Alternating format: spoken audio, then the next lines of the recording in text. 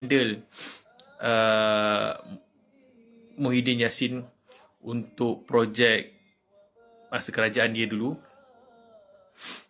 dan ada skandal dengan YTL dulu. Mana dana politik tu nak dapat? Kau beritahu aku. Antara salah satu dana politik yang kita boleh ambil daripada bila kita dapat jawatan lah. Dan bila kita dapat jawatan, kita boleh letakkan orang-orang kita ni di bawah syarikat-syarikat GLIC ataupun GLC. Mungkin kita boleh letak kawan kita ataupun proksi kita dekat syarikat MBI, Menteri Besar Incorporated, di bawah Menteri Besar Polis.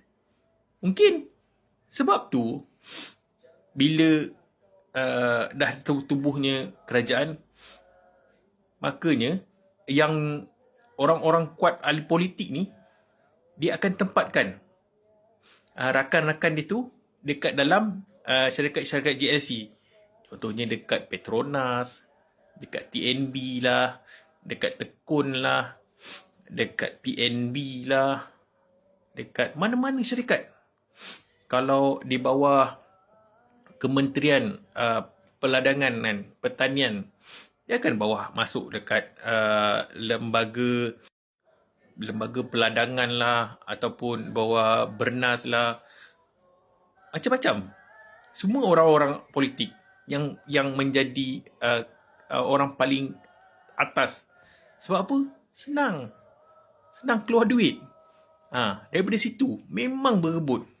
So bersatu, dia tak ada sumber. Sebab kerajaan negeri apa yang dia pegang?